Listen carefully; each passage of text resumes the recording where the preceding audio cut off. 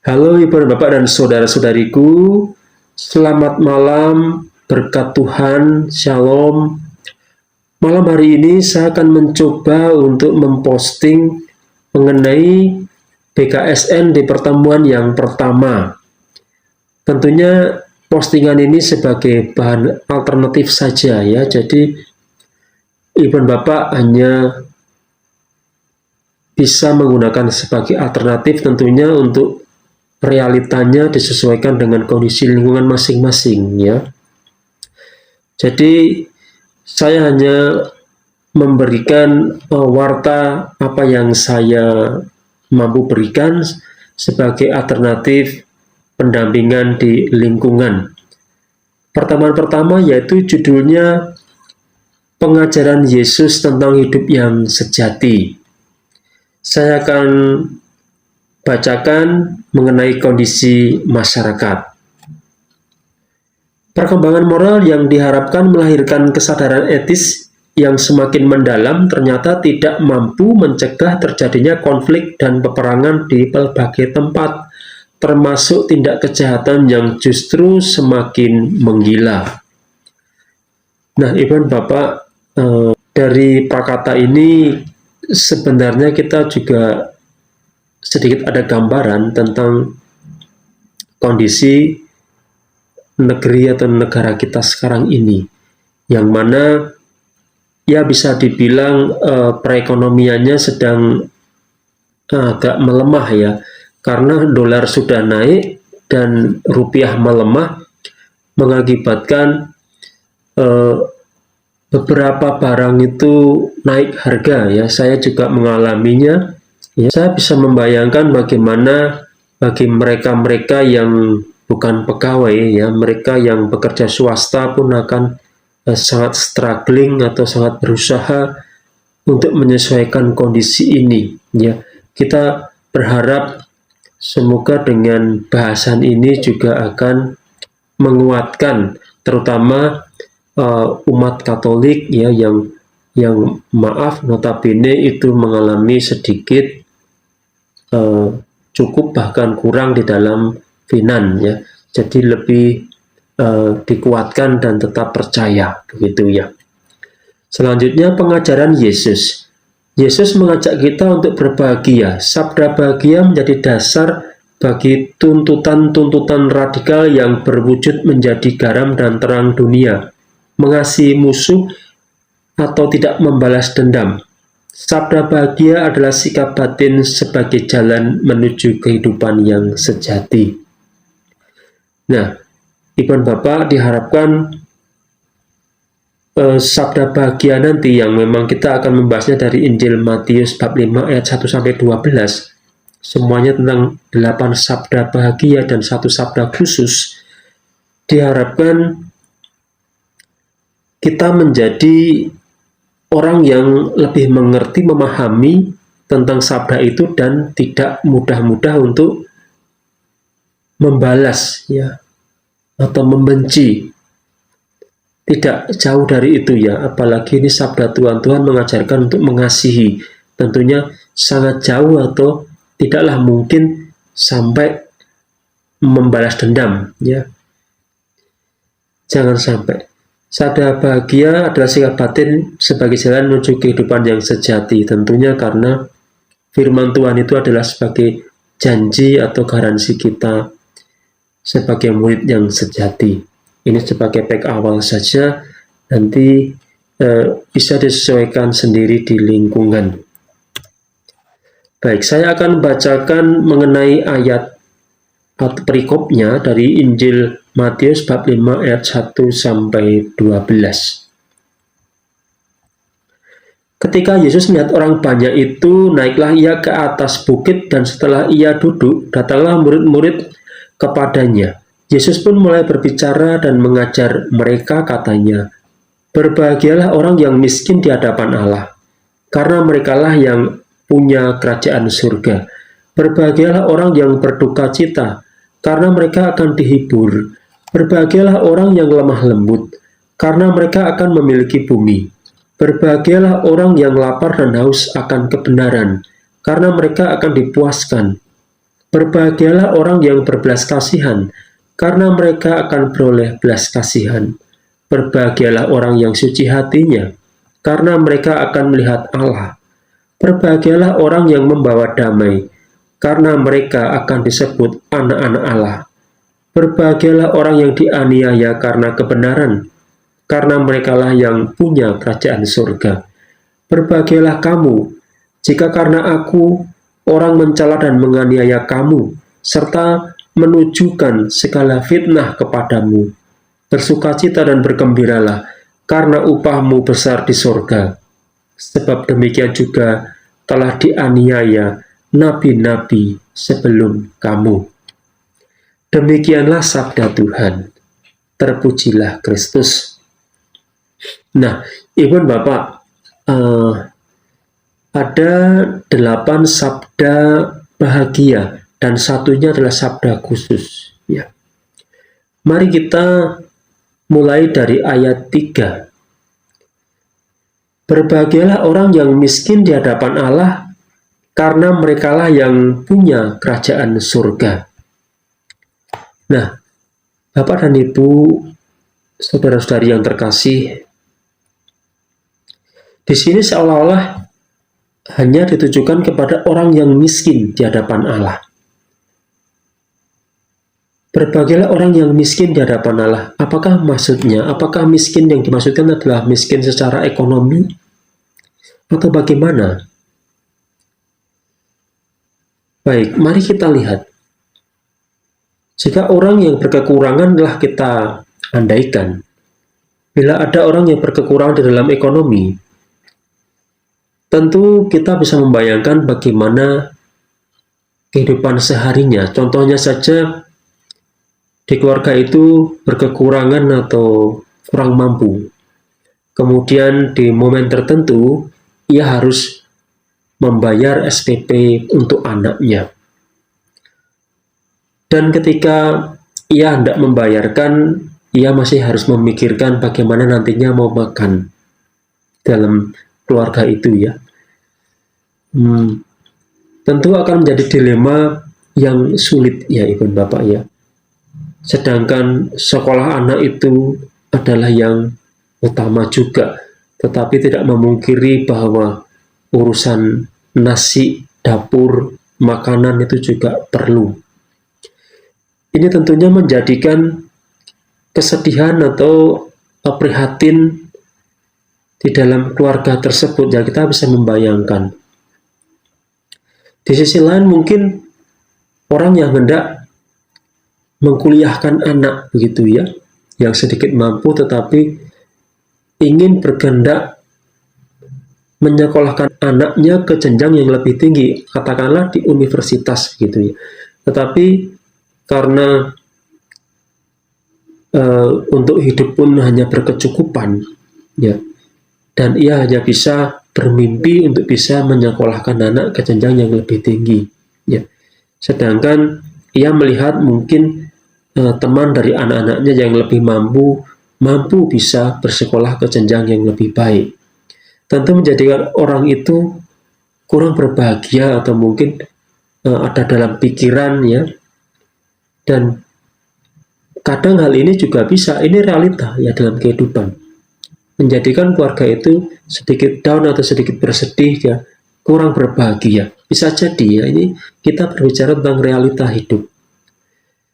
Ini tentang orang yang berkekurangan atau bisa dikatakan sedikit miskin ya. Tidak miskin sekali, tapi sedikit berkekurangan.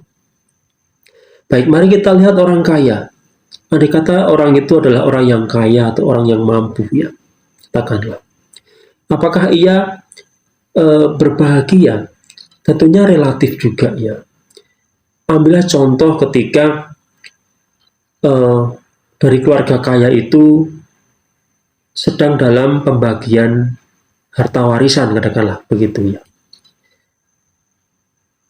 Ada kalanya ketika pembagian warisan itu tidak harmonis antara saudara yang satu dengan saudara yang lain.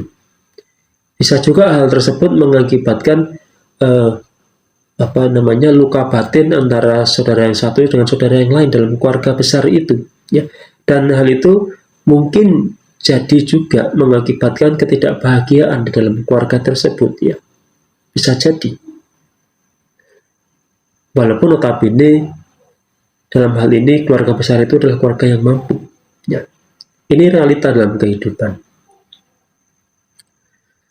Mungkin hal yang lain, keluarga yang mampu dan yang besar itu ada di momen tertentu anaknya sakit dan harus mengalami pengobatan serius di rumah sakit. Saya yakin walaupun mereka mampu tetapi mengalami ketidakbahagiaan, ya, karena memang buah hatinya sedang sakit, ya. Nah, lantas bagaimana kita menanggapi berbahagialah orang yang miskin di hadapan Allah karena mereka yang punya kerajaan surga? Apakah yang miskin di sini selalu dalam hal ekonomi atau kekurangan bagi mereka yang tidak mampu? Tentu tidak, Ibu Bapak dan Saudaraku yang terkasih, ya. Jadi ini relatif. Jadi apa yang dimaksud Tuhan dengan berbahagialah orang yang miskin di hadapan Allah? Itu adalah bagi mereka yang mampu menggantungkan hidupnya, kesesuaiannya, baik itu derita yang dialaminya secara pribadi atau itu berkoneksi dengan saudara-saudarinya di dalam keluarga itu, entah itu anaknya atau istrinya, ya. Tetapi bisa menggantungkan, menyerahkan segala kesusahannya itu di hadapan Tuhan, ya. Percaya dengan Tuhan, entah itu melalui doa, entah itu melalui pengharapan bersama dengan orang di lingkungan, ya. Selalu mencari Tuhan. Hal inilah yang kiranya adalah orang yang berbahagia, yang sungguh-sungguh miskin dalam hatinya, itu sungguh-sungguh mencari Tuhan. Itu saya rasa seperti itu, ya. Jadi tidak mungkin kalau itu secara letterlock miskin harta di hadapan Tuhan, ya.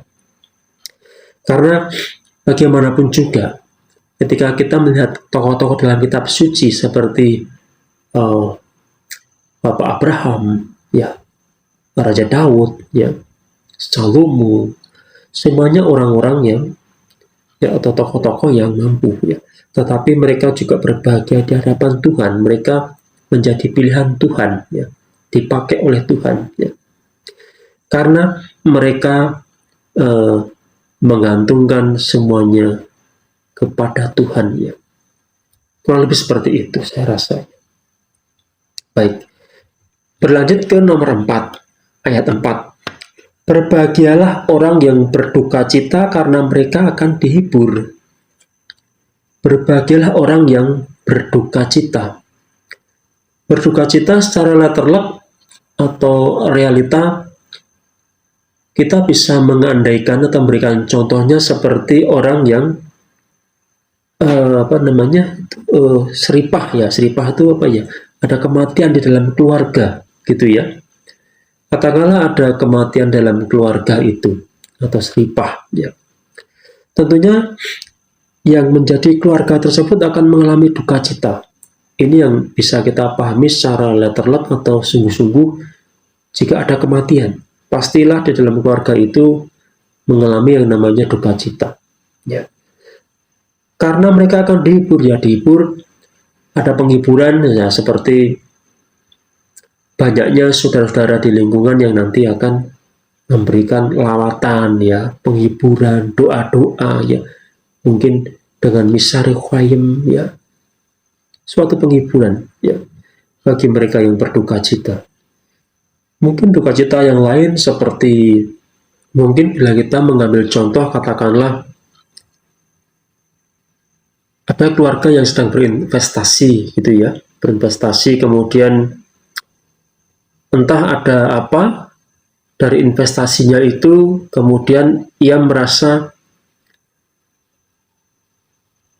ditipu atau mungkin investasinya itu tidak sesuai dengan MOU atau kesepakatan dari hasil pembagian hasil itu, yang katakanlah seperti itu. Ya, katakanlah di dalam suatu badan usaha apa begitu, ya, ia berinvestasi, kemudian ternyata pembagian hasil dari investasi itu tidak sesuai dengan harapan, dan ia setelah kehilangan mungkin tidak sedikit uang yang ia investasikan. Disitulah ia akan merasakan sebuah kekecewaan dan duka cita tentunya. Ya, kita di sini bisa membayangkan bagaimana orang itu akan mengalami kesedihan, ya, karena apa yang menjadi harapannya tidak sesuai dengan target atau keinginannya. Ya, disinilah kita juga bisa mengandaikan atau kita bisa menyatakan bahwa hal itu juga dianggap sebagai duka cita. Ya, mungkin satu sisi ia ingin memberikan yang terbaik untuk keluarga, tetapi ternyata meleset dan terjadilah laba dari investasi tersebut. Ya, ini bisa dikatakan berduka cita. Ya, ini realita dalam kehidupan. Ya. Dan Tuhan mengatakan mereka akan dihibur. Ya, kita percaya dalam doa, semoga ada pemulihan, gitu saja. Ya, ya, bagaimana hal itu bisa terjadi itu? Baik, ayat 5. Berbahagialah orang yang lemah lembut, karena mereka akan memiliki bumi. Nah, ibu, bapak, dan saudara, namanya lemah lembut itu sebagian orang mengatakan itu sudah karakter, ya. Memang karakternya itu memang dia lemah lembut, ya, dia orangnya memang berhati seluas samudra, katakanlah.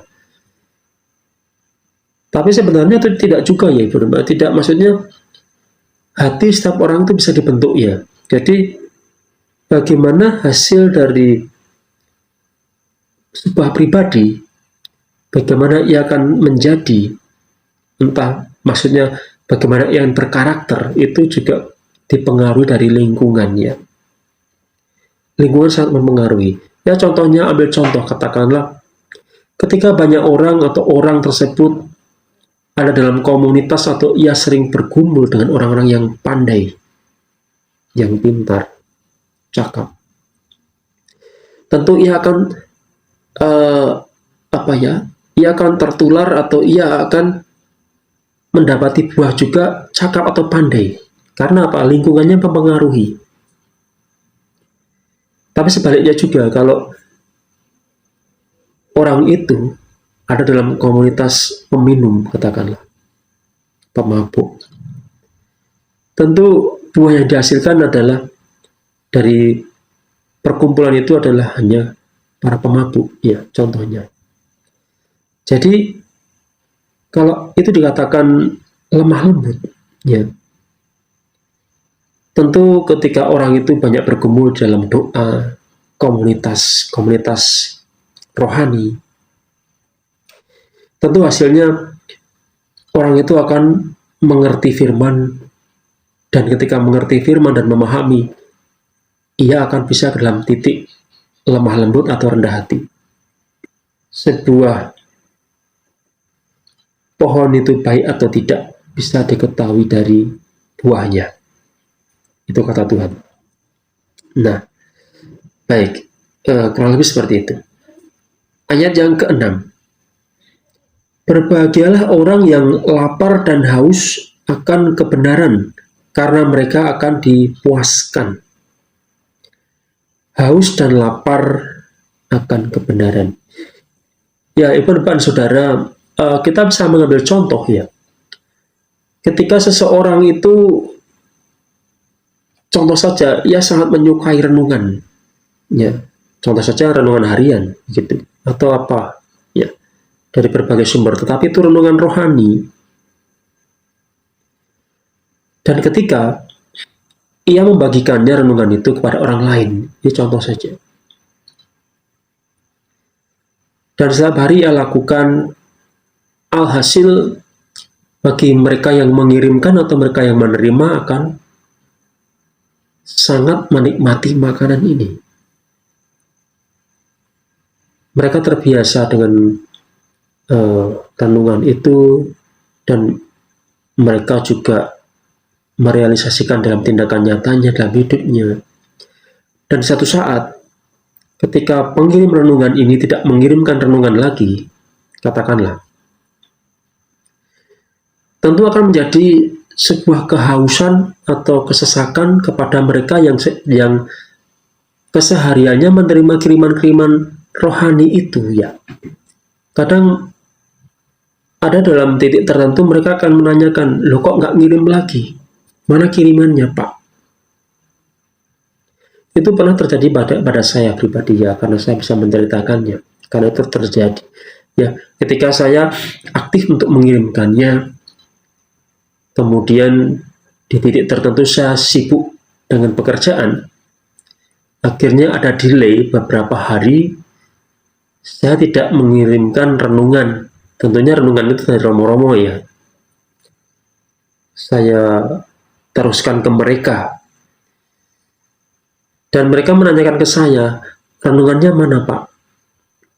Kok berapa hari ini tidak mengirimkan renungan, tumben? Seperti itu ya, jadi akan ada kehausan ya, ada kesesakan di sini ya, Ibu dan Bapak ya. Karena mereka merasakan haus akan kebenaran ini ya. Dan mereka akan dipuaskan, itu kata Tuhan ya. Seperti halnya kita sebagai para pelayan sabda, itu pun sama. Ketika kita sudah menjadi kebiasaan kita untuk melayani dan suatu hari kita tidak melakukan pelayanan, itu pun menjadi kesesakan bagi kita juga ya.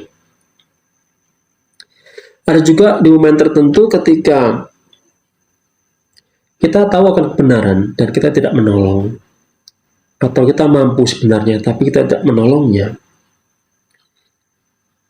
akan ada kesesakan di situ bagi kita ya, karena sebenarnya kita bisa tapi kita tidak melakukannya. Ada yang sesak dan itu menjadi sebuah kesakitan dalam hati ya, karena sebenarnya kebenaran atau kemampuan itu bisa dilakukan untuk menolong dan kita tidak melakukannya. Karena sebenarnya kalau kita melakukannya kita menjadi puas. Ini yang menjadi masalah ya. Untuk itu lakukanlah pertolongan juga kebaikan ke setiap orang ya. Tuhan berjanji bagi kita semua yang melakukannya kita akan dipuaskan. Itu kata Tuhan. Baik, nomor 7. Ayat 7. Berbahagialah orang yang berbelas kasihan, karena mereka akan beroleh belas kasihan. Baik, Bapak dan Ibu, kalau kita menggambarkannya secara nyata, kita bisa membayangkannya kepada mereka yang dalam tanda petik ya, memang mereka sungguh-sungguh ada dalam kesusahannya mereka, dalam hal ini segi ekonomi tentunya. Atau contohnya realita di jalan-jalan itu banyak yang meminta-minta atau pengemis gitu ya. Walaupun di realitanya ada yang berpura-pura dan ada yang sungguh-sungguh memang tidak mampu ya. Tetapi ketika kita bisa ya, tidaklah usah kita berpikir panjang ya, berikanlah bantuan kepada mereka. Mengenai mereka nanti membohongi kita, itu kan urusannya mereka dengan Tuhan. Itu semua ada upahnya.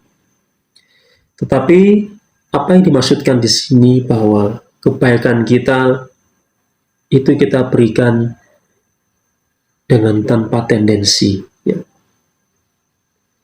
Ketika kita memikirkan banyak hal, seharusnya mereka tidak boleh di situ. Mereka harusnya ditertibkan sama Satpol PP, katakanlah begitu. Tidak seharusnya mereka meminta-minta, katakanlah, ketika kita memikirkannya. Ketika kita memikirkannya hal seperti itu, kita tidak akan pernah melakukan kebaikan. Ya. Bukan masalah berapa jumlahnya, tetapi bagaimana tindakan kita, itulah yang penting di hadapan Tuhan. Ya. Mungkin contoh yang lain seperti ketika ada saudara yang mengalami keterpurukan ya, entah itu musibah apapun, dan di momen tertentu ia memohon pertolongan kita sebagai saudaranya. Dan ketika kita mampu, tentu kita harus memberikan bantuan. Ada dalam firman ya, untuk memberikan bantuan kepada saudaramu yang meminta. Entah itu pinjaman, entah itu bantuan untuk menguatkan secara moral. Ya. Memang di titik tertentu kita akan berpikir negatif. Nanti bagaimana akan mengembalikannya, nanti bagaimana keuangan saya. Itu memang sulit ya. Saya bisa mengatakannya yang terjadi dengan saya juga. Tetapi di sini Tuhan telah mengingatkan kita bagaimana kita harus berbelas kasihan. Karena dengan demikian kita juga akan mendapatkan belas kasihan Tuhan. Itu yang menjadi masalah. Kita mau menerima belas kasihan Tuhan atau tidak. Tentu dalam hal ini menjadikan dilema. Tetapi kita percaya kebaikan kita, Tuhan juga mencatat kebaikan kita. Juga menjadi kebaikan kita di masa depan. Dan kebaikan itu Tuhan sendiri yang memberikan. Semoga demikian. Ayat ke-8. Berbahagialah orang yang suci hatinya karena mereka akan melihat Allah. Orang yang suci hatinya ya Bapak ya. Dalam hal ini memang sulit untuk didescribe ya. Tidak semua orang itu suci hati. Ya jujur saja termasuk saya. Orang yang suci hati itu memang orang yang sungguh-sungguh tulus hati dan ia sangat dekat dengan Tuhan dan Tuhan berkenan padanya. Banyak tokoh di kitab suci demikian dan Tuhan berkenan padanya. Tetapi untuk suci hati tentu kita harus belajar, Ibu Bapak ya. Kita harus mengingat bahwa kasih karunia itu diusahakan ya Ibu Bapak. Kasih karunia itu diusahakan termasuk juga kepada keselamatan. Ada orang yang berpikir bahwa kalau dibaptis itu selamat. Ya memang betul, baptisan itu menyelamatkan. Tetapi kita juga harus mengingat bahwa iman itu juga disertai dengan perbuatan. Ketika kita beriman, tetapi tidak ada perbuatan di sini. Tapi apa yang diajarkan oleh Rasul Paulus, bahwa namanya iman itulah juga disertai dengan perbuatan. Jadi tidak bisa berdiam saja, mengikut saja. Di situ juga ada perintah untuk mewartakan, artinya melakukan, aktif, ya. Jadi sebuah iman itu juga disertai dengan perbuatan. Dan Tuhan juga sudah mengatakan untuk hidup manusia itu tidak hanya makan saja, tetapi juga dari setiap firman yang keluar dari mulut Allah. Inilah ajaran kitab suci. Demikian saya rasa mengenai orang yang suci hatinya. Mungkin ada hal yang lain, Ibu dan Bapak bisa menambahkan sendiri. Selanjutnya adalah berbahagialah orang yang membawa damai, karena mereka akan disebut anak-anak Allah. Orang yang membawa damai tentunya orang itu penuh dengan sukacita, penuh dengan endapan firman, tidak mudah-mudah mereka terprovokasi ya Ibu Bapak. Jadi orang itu saya rasa sungguh sudah matang di dalam firman, ya, di dalam imannya, dan itu terrealisasi di dalam perbuatannya. Orang yang membawa damai, jikalau orang itu bisa menjadi terang di antara saudara-saudaranya yang bertikai, tidak selalu dengan kata-kata firman yang indah, bisa jadi itu seperti organik dengan perbuatan dan tingkah lakunya yang mencerminkan realisasi dari firman tersebut. Saya rasa orang itu pun bisa membawa damai di dalam, entah itu dalam keluarga atau entah dalam masyarakat sekitar. Saya rasa seperti itu. Selanjutnya di ayat 10, berbahagialah orang yang dianiaya karena kebenaran, karena merekalah yang punya kerajaan surga. Ibu dan Bapak dan Saudara, namanya sebuah kebenaran itu memang pahit. Apalagi ini sebagai contoh saja, ketika ada di dalam instansi atau sekelompok karyawan, ya. Ya, katakanlah itu bisa jadi dan mungkin sekelompok dari mereka bisa jadi mencari rezeki dengan tidak baik, ya. Tetapi mungkin ada satu atau dua orang yang tidak mau terlibat di dalam persekongkolan tersebut. Bisa jadi justru orang yang berlaku benar ini kadang mendapatkan intimidasi dari mereka. Setidaknya harus mau terjun dan terlibat di dalam tim. Jikalau hanya satu atau dua yang nggak mau, mereka bisa jadi mereka akan melakukan perbuatan jahat dan menganiaya yang tidak mau. Artinya mereka mengajak untuk melakukan kejahatan, tetapi yang si orang benar tadi justru mempertahankan imannya.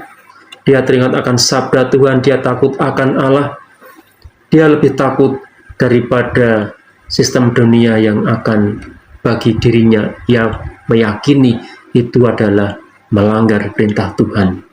Saya rasa ini masih relevan di zaman sekarang. Saya yakin pasti ada. Baik, selanjutnya di ayat 11.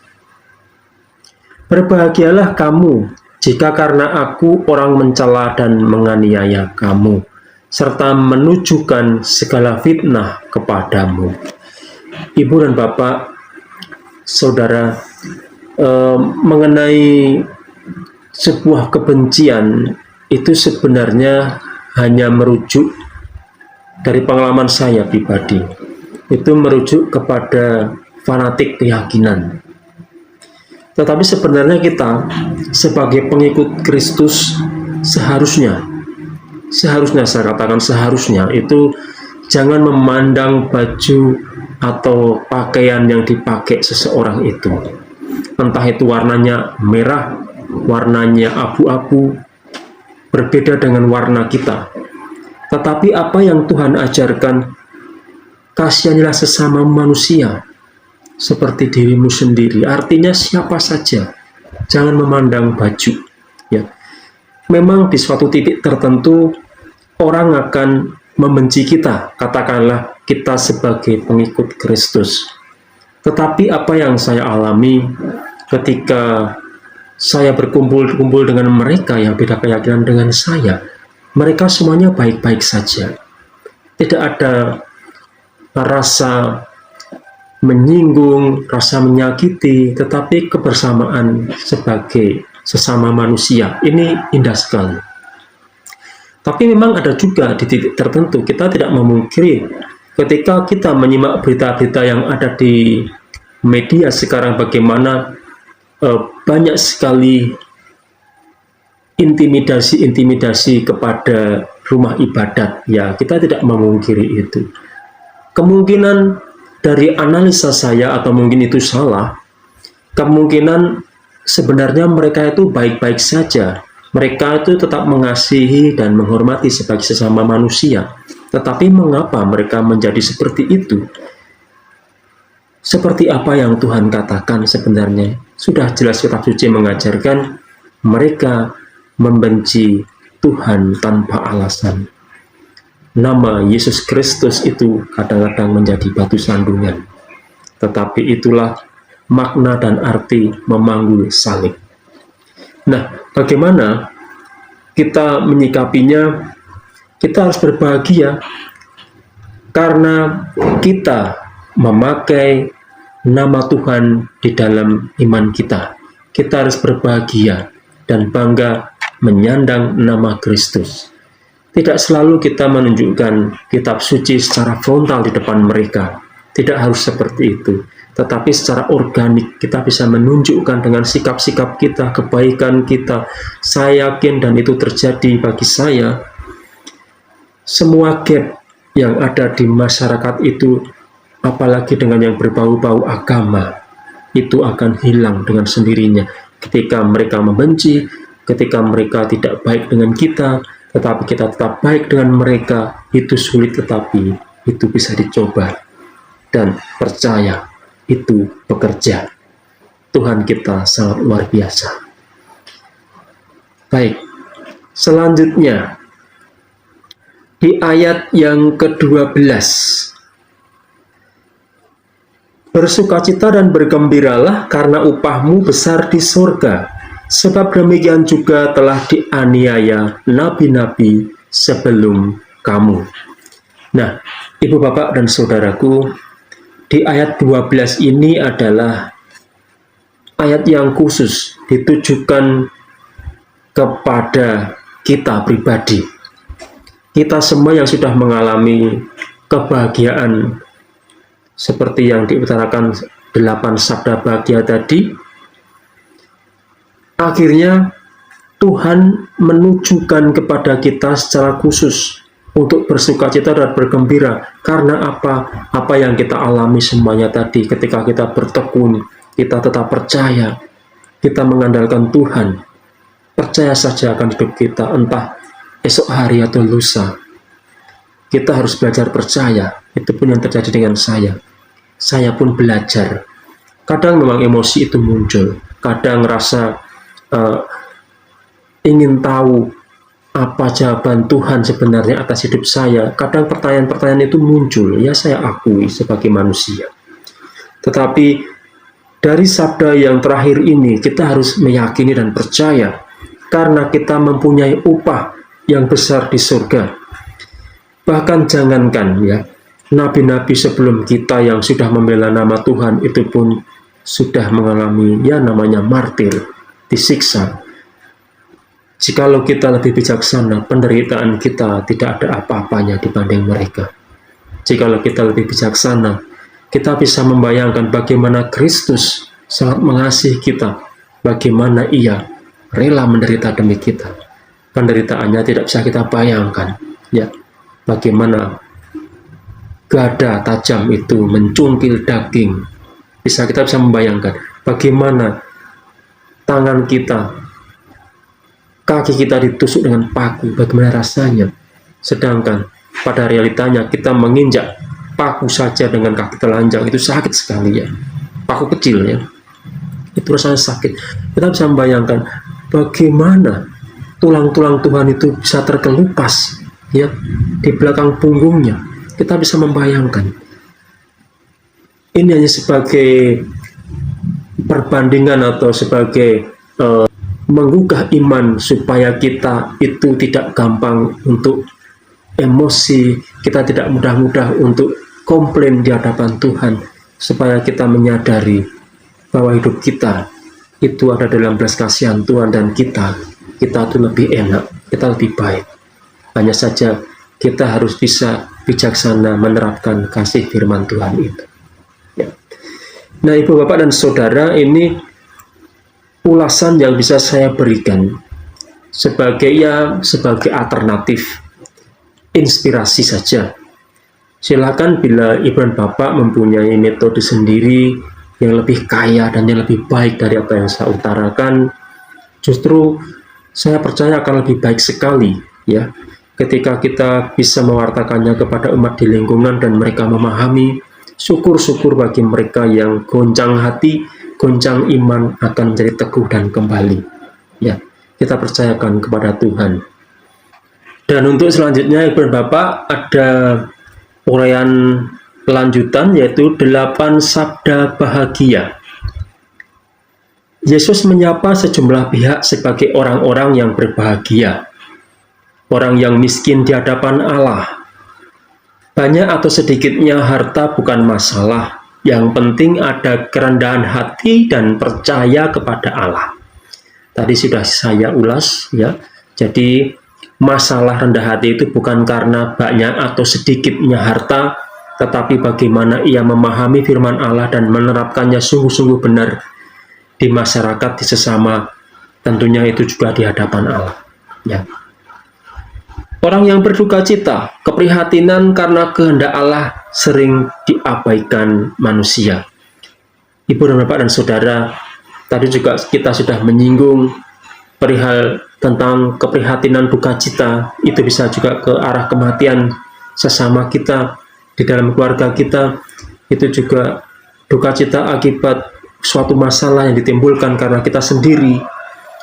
Tetapi Tuhan mengingatkan supaya kita tidak mengabaikan Tuhan, karena Tuhan juga akan terlibat dalam masalah kita dan menolong kita. Tuhan juga akan membukakan jalan jikalau kita percaya.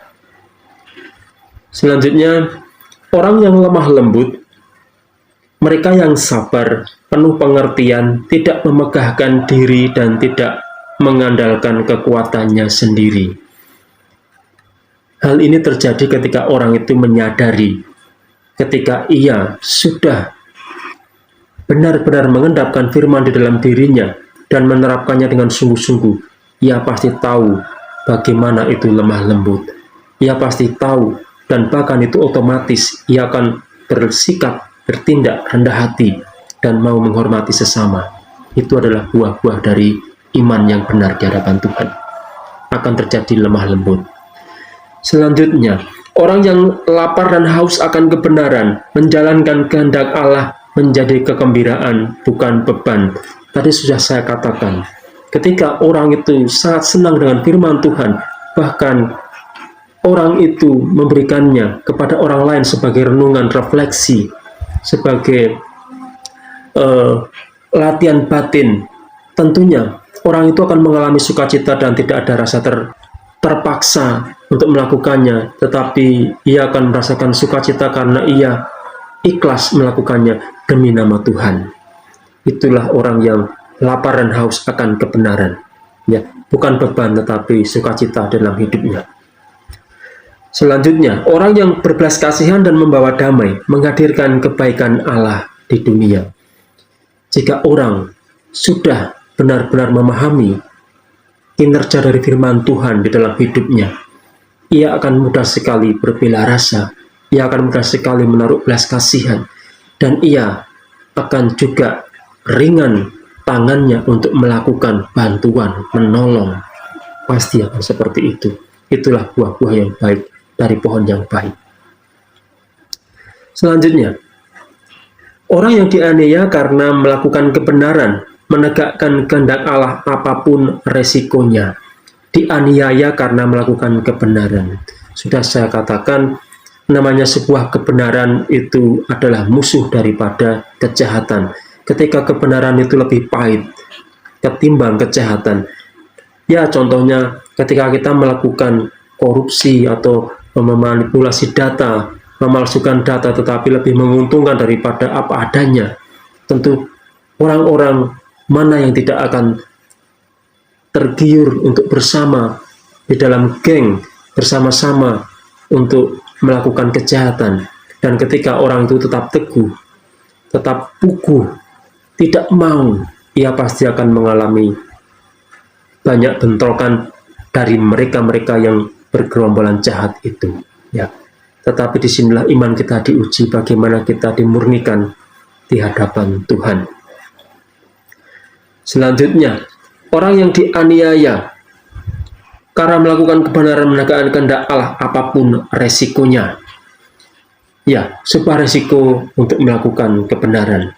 Kita harus belajar untuk itu. Demikian juga dengan saya pribadi. Kita semua belajar, termasuk saya. Amin. Sabda bahagia khusus. Berbahagialah kamu, para murid, harus bangga dan berbahagia saat mengalami celaan, fitnah, aniaya karena menjadi murid Yesus. Sangat mudah.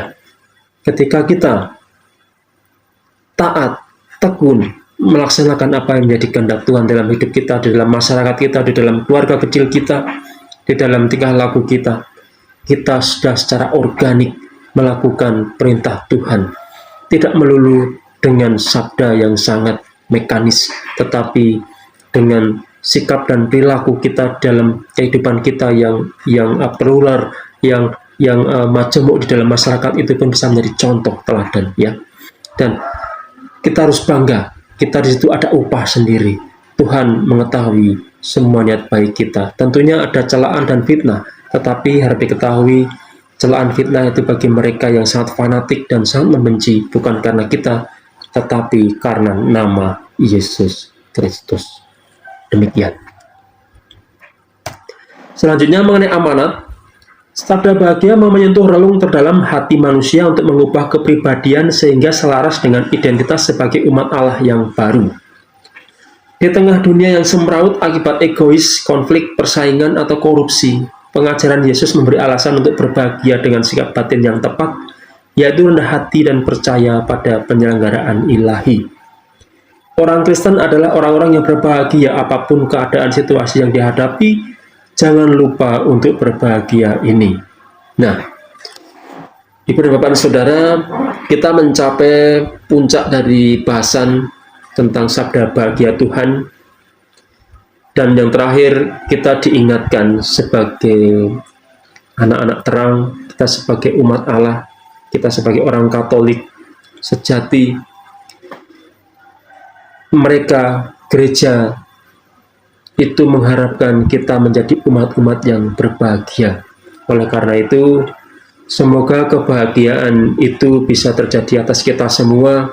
Sulit untuk dilakukan, tetapi ketika kita percaya dengan penuh iman, Tuhan akan membimbing kita dan Tuhan akan memberikan guide-nya kita semua ke titik yang berbahagia. Semoga kebahagiaan ada bagi kita semua. Terpujilah nama Tuhan. Amin. Dan selanjutnya biasa ada pertanyaan-pertanyaan di lingkungan. Silakan Ibu dan Bapak sesuaikan dengan kapasitas lingkungan. Bisa merubah pertanyaannya, disesuaikan dengan konteks yang dibicarakan. Boleh ketika dirasa ini adalah terlalu sulit atau terlalu tinggi bagi umat di lingkungan, ya. Karena saya pribadi pun harus merevisi kembali pertanyaan-pertanyaan ini, karena bagaimanapun lebih penting hidup di acara penyampaian sabda itu daripada kita harus saklek dengan rank pertanyaan yang sulit dan sangat sulit untuk dipahami, dan itu justru malah nanti menimbulkan kemacetan ketika kita memberikan warta sabda di dalam lingkungan tersebut, ya. Terima kasih sekali lagi Ibu dan Bapak dan saudaraku. Silahkan dikemas sesuai dengan cara masing-masing, dan inilah yang bisa saya berikan. Bila mana ada kekurangan atau saya salah dalam ucapan, saya mohon maaf. Tidak ada tendensi apapun, tetapi kita semua harus ingat bahwa kita hidup diutus tidak hanya dari makanan kita yang jasmani, tetapi Tuhan juga mengajarkan bagi kita juga hidup melalui firman Tuhan di dalam hidup kita. Dimuliakanlah nama Tuhan kini dan sepanjang masa. Amin.